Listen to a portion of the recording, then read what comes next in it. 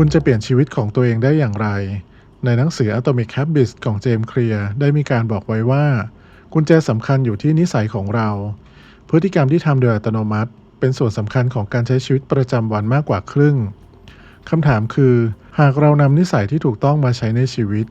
จะช่วยปรับปรุงชีวิตให้ดีขึ้นอย่างมากแต่เพื่อทำเช่นนั้นเราต้องเข้าใจก่อนว่านิสัยเกิดขึ้นได้อย่างไรแล้วเราจะเปลี่ยนแปลงมันได้อย่างไร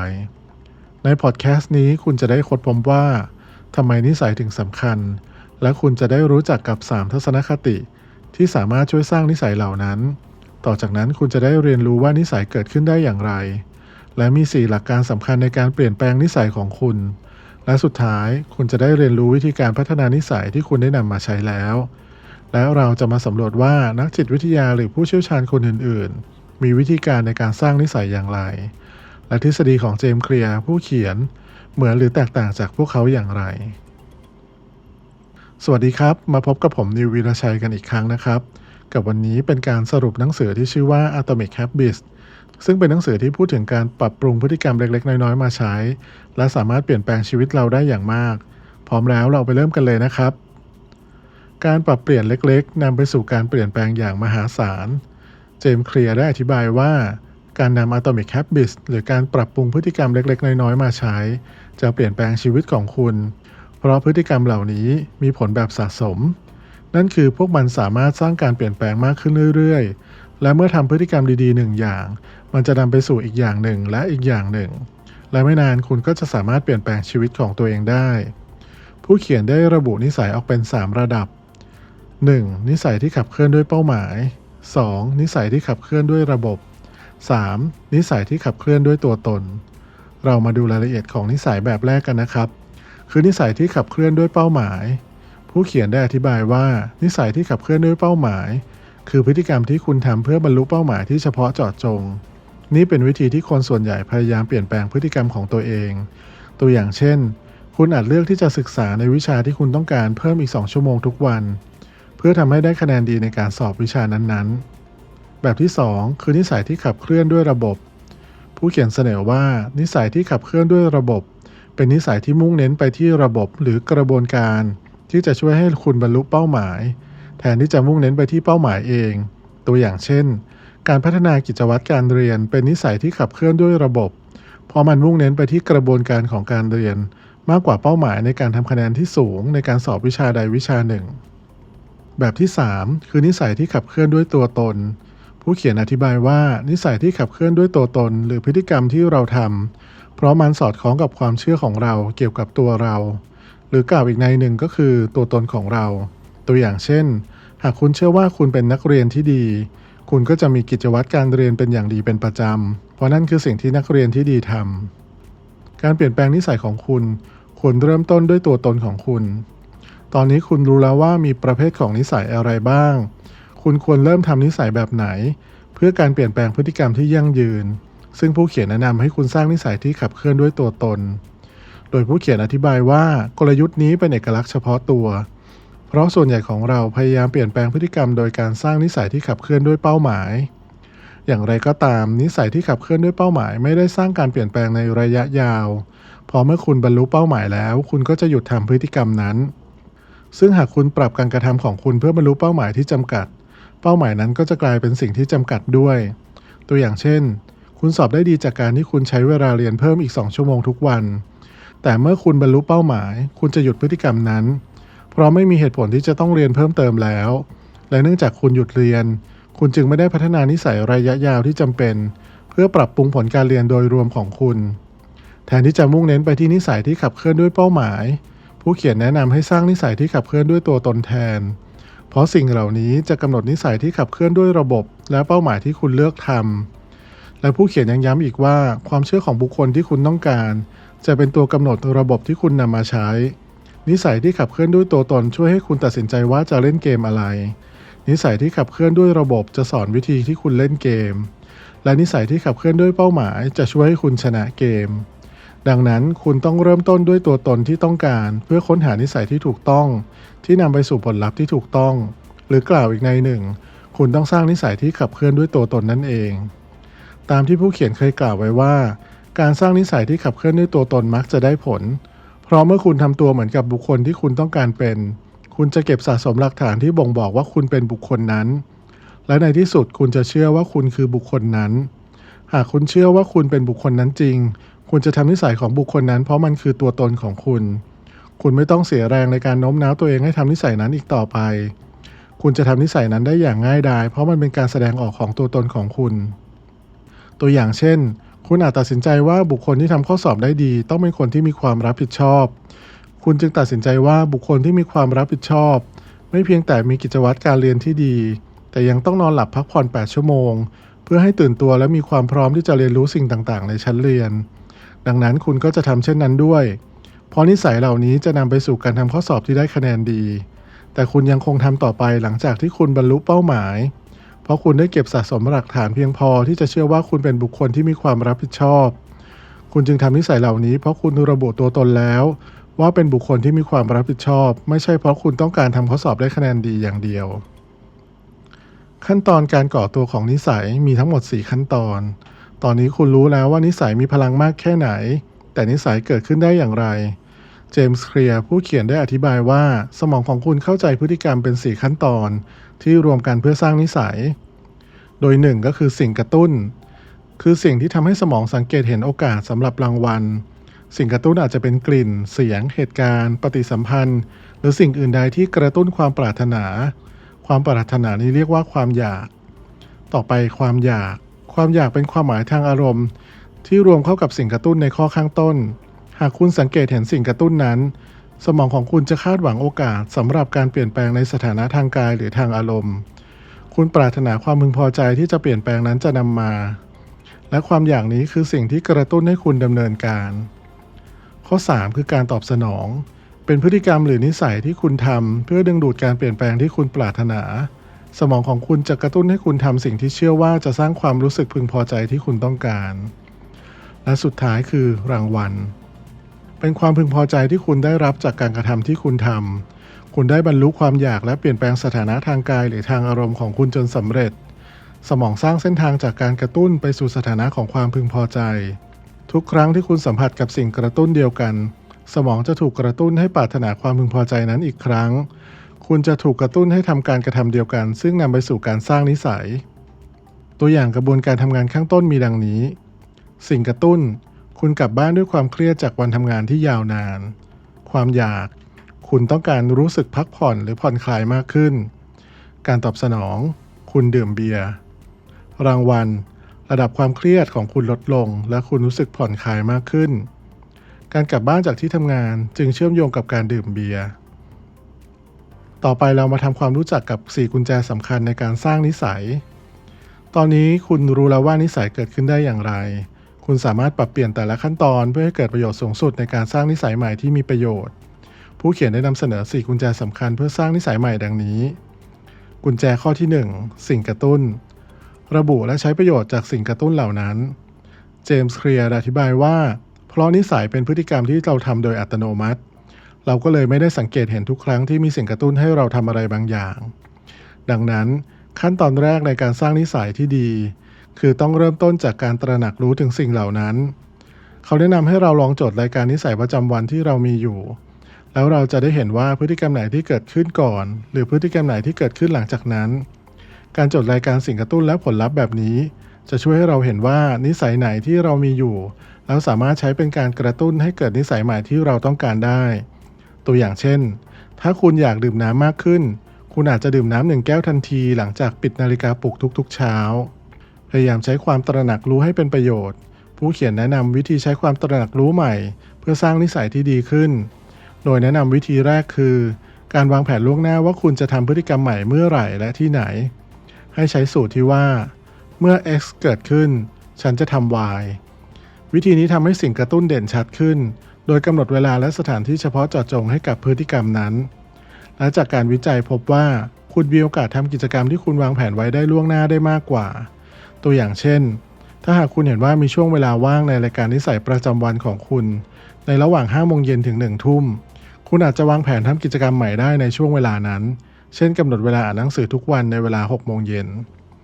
วิธีที่2ที่ผู้เขียนแนะนำก็คือการใช้ habit chaining หรือที่เขาเรียกว่า habit stacking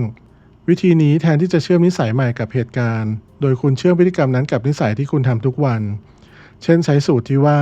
หลังจากฉันทำ X ฉันจะทำ Y เช่นหลังจากฉันวางจานอาหารเย็นในอ่างล้างจานฉันจะตั้งใจเรียน1 ชั่วโมงวิธีนี้ทำให้สิ่งกระตุ้นเด่นชัดขึ้นโดยเชื่อมนิสัยที่เราต้องการกับนิสัยที่เรามีอยู่แล้วผู้เขียนยังบอกอีกว่าเพื่อทำให้สิ่งกระตุ้นชัดเจนคุณต้องระบุพฤติกรรมที่ตามมาให้ชัดเจนมากที่สุดการที่รู้ว่าคุณจะทำอะไรที่ไหนและเมื่อไหร่และอย่างไรทำให้การทำมันง่ายขึ้นและคุณต้องแน่ใจว่าสิ่งกระตุ้นนั้นเป็นไปได้ถ้าเงื่อนไขรอบตัวไม่สนับสนุนการดำเนินการของนิสัยใหม่นั้นมันจะไม่เกิดขึ้นตัวอย่างเช่นการบอกว่าฉันจะเรียนที่โต๊ะทำงานของฉันซึ่งเป็นสถานที่เฉพาะหลังจากวางจานในอ่างล้างจานเป็นสิ่งกระตุ้นที่เฉพาะเจาะจงเป็นเวลา1 ชั่วโมงเป็นความตั้งใจที่ชัดเจนดีกว่าการพูดว่าฉันจะเรียนหลังจากทานอาหารเย็นแต่ถ้าชั่วโมงหลังทานอาหารเย็นเป็นเวลาเดียวที่คุณได้สังสรรค์กับเพื่อนร่วมห้องมันก็ไม่ใช่เป็นเรื่องที่เป็นไปได้ที่จะวางแผนเวลาเรียนในช่วงนั้นได้มาต่อกันที่กุญแจข้อที่2นะครับคือความอยากการเพิ่มความน่าสนใจในนิสัยใหม่เราสามารถทำให้การสร้างนิสัยง่ายขึ้นด้วยเทคนิคที่เกี่ยวข้องกับขั้นตอนที่2ของการสร้างนิสัยคือความอยากเจมส์เคลียร์เชื่อว่าความอยากนำไปสู่การลงมือทำได้เพราะเราต้องการรางวัลไม่ใช่เพราะเรามีความสุขที่ได้รางวัลนั้นเองลองนึกดูว่าถ้าคุณกินช็อกโกแลตเป็นครั้งแรกสมองของคุณจะปล่อยสารเคมีที่ชื่อว่าโดพามีนออกมาหลังจากที่คุณได้สัมผัสความสุขจากการกินช็อกโกแลตหลังจากนั้นทุกครั้งที่คุณเห็นช็อกโกแลตสมองของคุณก็จะปล่อยโดพามีนออกมาเพราะคุณคาดหวังความสุขจากการกินมันนั่นเองความกระตือรือร้นในการคาดหวังนี่แหละที่ทำให้คุณลงมือทำไม่ใช่โดพามีนที่คุณรู้สึกหลังจากการได้รับความสุขหากการคาดหวังนำไปสู่การกระทำหรือการลงมือทำผู้เขียนก็เสนอว่าคุณควรเพิ่มความน่าสนใจของพฤติกรรมที่ต้องการเพื่อให้คุณคาดหวังมันมากขึ้นเขาแนะนำหลายวิธีที่คุณสามารถทำได้2 วิธีนั้นก็คือ 1. การเชื่อมโยงนิสัยใหม่กับพฤติกรรมที่ดีอื่นๆและ 2. การมองพฤติกรรมใหม่ที่ยากลำบากในแง่บวกการเชื่อมโยงนิสัยกับสิ่งที่คุณควรทำกับสิ่งที่คุณอยากทำกลยุทธ์แรกของผู้เขียนในการเพิ่มความน่าสนใจของนิสัยใหม่ก็คือการจัดนิสัยที่ต้องการไว้ระหว่างสิ่งที่คุณทำอยู่แล้วและสิ่งที่คุณอยากทำโดยใช้สูตรแบบนี้ครับหลังจาก X ซึ่งคือนิสัยปัจจุบันฉันจะทำ Y ซึ่งเป็นนิสัยใหม่หลังจากฉันที่ทำ Y ฉันจะได้ทำ Z นิสัยที่อยากทำตัวอย่างเช่นถ้าคุณรู้สึกลำบากที่จะเรียนหลังทานอาหารเย็นเพราะคุณอยากเล่นวิดีโอเกมลองพูดกับตัวเองว่าหลังจากฉันทานอาหารเย็นฉันจะเรียน1 ชั่วโมงหลังจากที่ฉันเรียน1 ชั่วโมงแล้วฉันจะได้เล่นวิดีโอเกมอีก1 ชั่วโมงไม่นานคุณก็จะเริ่มต้องการที่จะเรียนเพราะคุณเริ่มเชื่อมโยงมันกับกิจกรรมที่สนุกกว่าการให้ความหมายใหม่กับพฤติกรรมที่เป็นโอกาสแทนที่จะเป็นหน้าที่กลยุทธ์ที่2ที่ผู้เขียนได้แนะนำไว้ในการเพิ่มความน่าสนใจของนิสัยใหม่ก็คือการเปลี่ยนมุมมองของพฤติกรรมมองหน้าที่เป็นโอกาสการเปลี่ยนมุมมองเล็กๆน้อยๆนี้ทำให้คุณโฟกัสด้านบวกของพฤติกรรมจริงๆถ้าคุณมีโอกาสเรียนคุณจะเริ่มเห็นว่าคุณโชคดีแค่ไหนที่ได้มีโอกาสทำงานเพื่อฝันของคุณการโฟกัสที่รางวัลเช่นงานในฝันช่วยคุณมองปัญหานั้นเป็นขั้นตอนไปสู่เป้าหมายซึ่งเพิ่มแรงจูงใจให้คุณทำพฤติกรรมนั้นต่อไปครับเป็นกุญแจข้อที่3คือการตอบสนองก็คือการลดความยากลงวิธีหนึ่งในการปรับปรุงนิสัยของคุณคือการโฟกัสที่ขั้นตอนที่3ของการสร้างนิสัยโดยมองที่การตอบสนองหรือพฤติกรรมนั้นๆโดยผู้เขียนหรือคุณเจมส์เคลียร์ได้กล่าวว่ามันเป็นธรรมชาติของมนุษย์ที่จะทำพฤติกรรมที่ง่ายต่อการปฏิบัติดังนั้นเพื่อให้คุณยังคงมีแรงจูงใจเขาแนะนำให้ทำพฤติกรรมที่ง่ายที่สุดเท่าที่จะทำได้ก่อนและผู้เขียนยังได้ชี้แจงอีกว่าการทำให้พฤติกรรมง่ายไม่ได้หมายความว่าคุณจะทำเฉพาะสิ่งที่ง่ายเท่านั้นแต่เป็นการทำให้คุณสามารถทำพฤติกรรมที่คุณต้องการได้อย่างง่ายดาย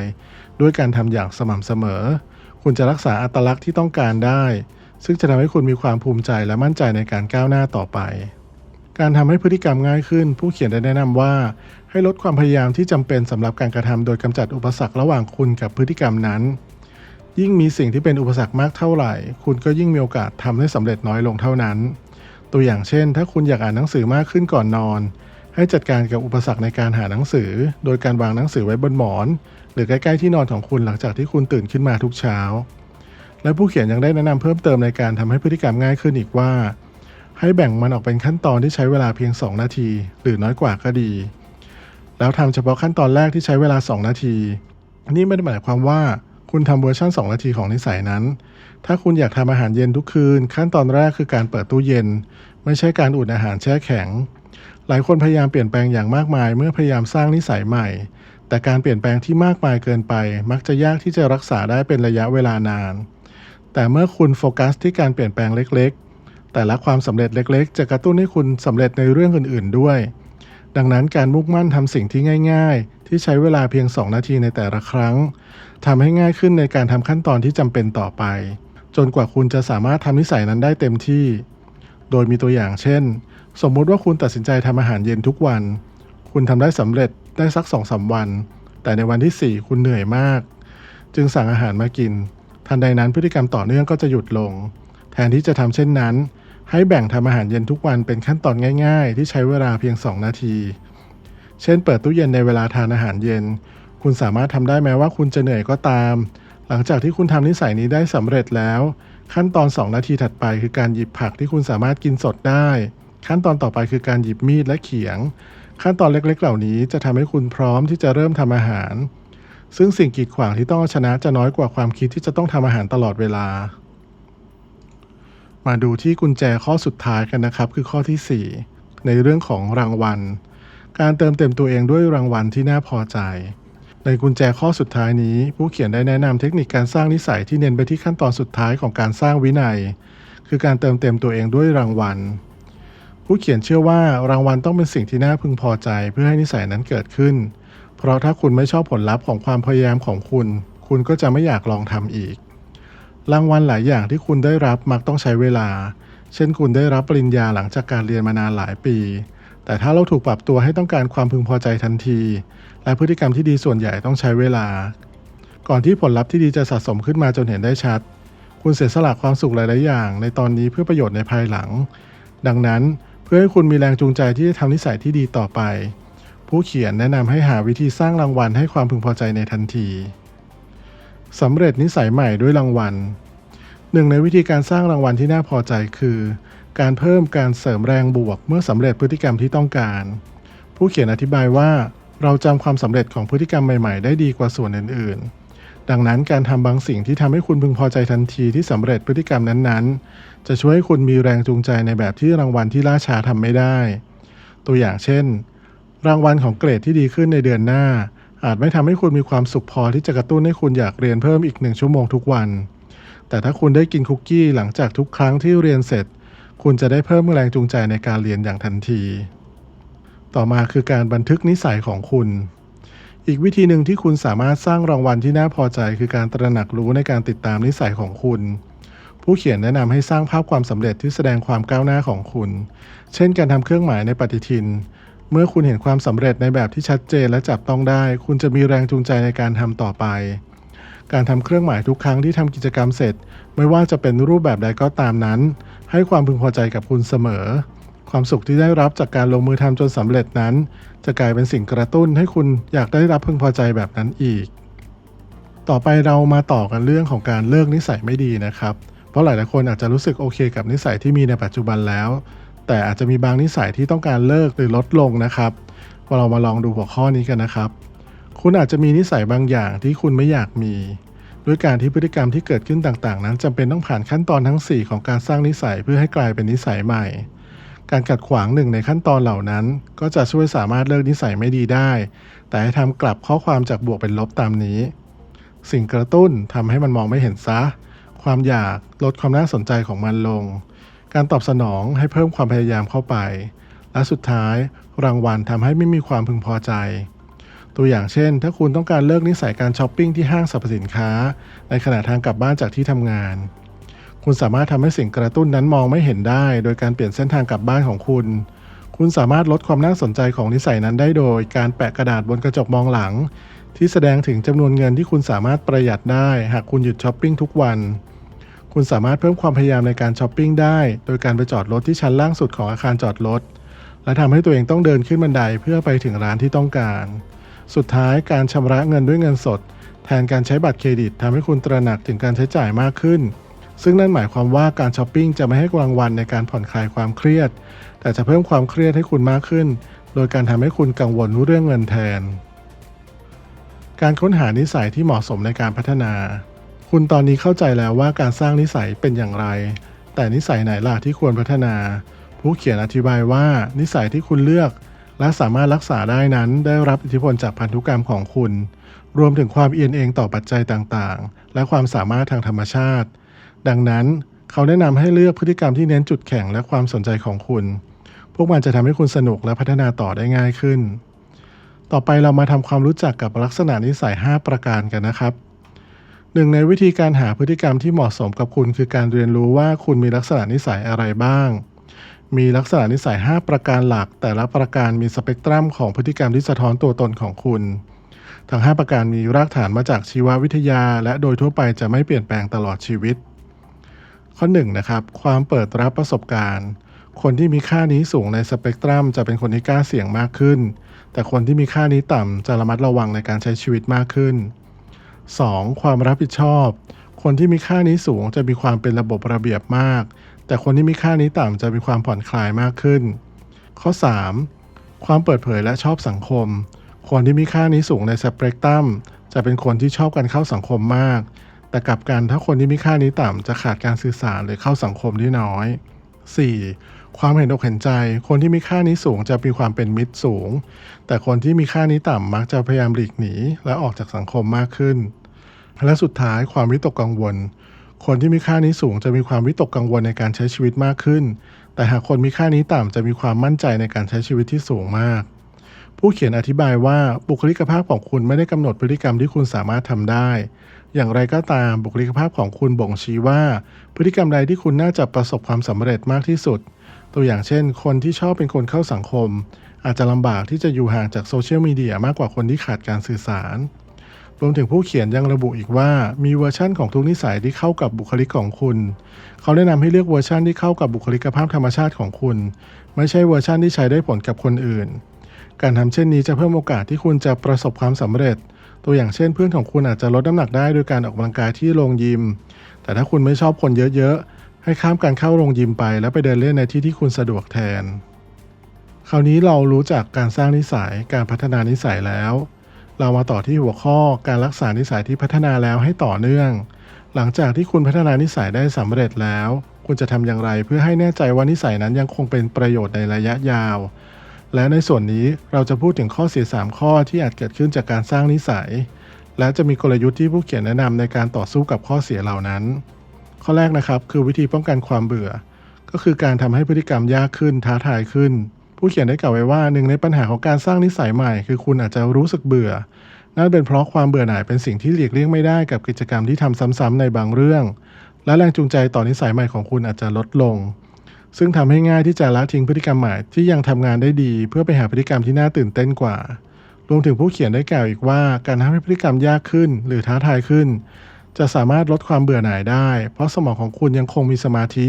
และมีแรงจูงใจที่จะปรับปรุงเมื่อรู้สึกท้าทายแต่ระดับของความท้าทายนั้นสำคัญคุณควรทำพฤติกรรมให้ยากพอที่จะน่าสนใจแต่ง่ายพอที่คุณยังทำได้ถ้าความท้าทายนั้นง่ายเกินไปคุณจะเสียความสนใจไปแต่ถ้ายากไปคุณจะรู้สึกหงุดหงิดและยอมแพ้ไปซะก่อน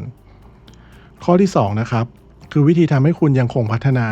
คือการสร้างแรงผลักดันผู้เขียนบอกว่าข้อเสียที่2ของการสร้างนิสัยคือคุณอาจหยุดการพัฒนาปัญหานี้เกิดขึ้นเมื่อคุณใช้นิสัยเพื่อทำพฤติกรรมบางอย่างเป็นอัตโนมัติและเพื่อให้บรรลุเป้าหมายในระยะยาวเช่นการฝึกสเกลเพราะคุณอยากเชี่ยวชาญด้านเปียโนนิสัยอาจทำให้คุณไม่ก้าวหน้าเพราะคุณทำพฤติกรรมอย่างอัตโนมัติเพราะเมื่อคุณทำพฤติกรรมอย่างอัตโนมัติคุณจะเริ่มไม่ใส่ใจและพลาดในข้อผิดพลาดเล็กๆแต่คุณจะคิดว่าคุณกำลังก้าวหน้าเพราะคุณยังคงทำต่อไป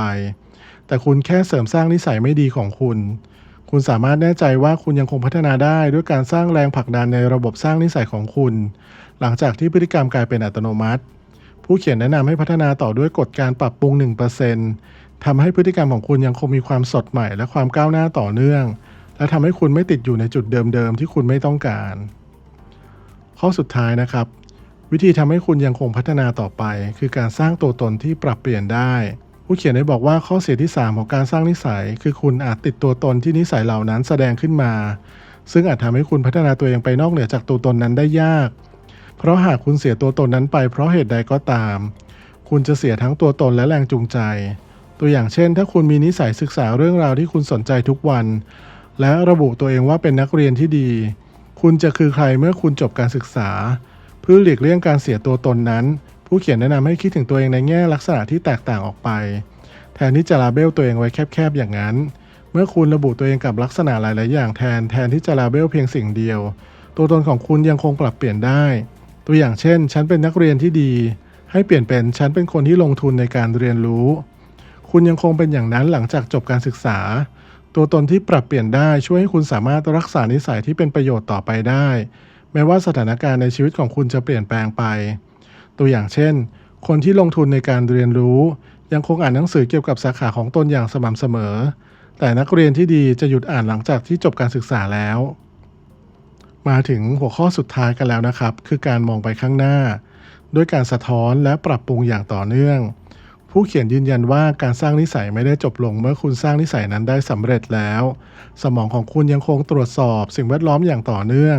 เพื่อหาสิ่งกระตุ้นและหาวิธีที่จะทำให้พฤติกรรมเป็นสิ่งอัตโนมัติดังนั้นคุณจำเป็นต้องตรวจสอบตัวเองและตัวตนและพฤติกรรมของคุณอยู่เสมอเพื่อให้แน่ใจว่ามันยังคงเป็นประโยชน์ต่อชีวิตของคุณผู้เขียนจึงแนะนำให้คุณวิเคราะห์ถึงนิสัยและความก้าวหน้าของคุณเป็นระยะและมองหาส่วนที่ส่งเสริมการเติบโตในส่วนที่ต้องการปรับปรุงการทำการปรับเปลี่ยนพฤติกรรมเล็กๆมากขึ้นจะทำให้คุณมีโอกาสมากขึ้นที่จะอยู่บนเส้นทางที่คุณเลือกเองคุณสามารถกลายเป็นใครก็ได้ที่คุณต้องการและบรรลุเป้าหมายใดก็ได้ที่คุณปรารถนาสำหรับการสรุปหนังสือ Atomic Habits ในวันนี้ก็จบลงแล้วนะครับหวังว่าเนื้อหาในวันนี้จะเป็นประโยชน์กับเพื่อนๆบ้างไม่มากก็น้อยหากเพื่อนๆชอบคอนเทนต์นี้ฝากกดไลค์กดแชร์และกด Subscribe เพื่อเป็นกำลังใจให้ผมและทีมงานด้วยนะครับวันนี้ผมนิว วิราชัยขอลาไปก่อนนะครับพบกันใหม่ได้ทุกวันจันทร์พุธศุกร์วันนี้สวัสดีครับ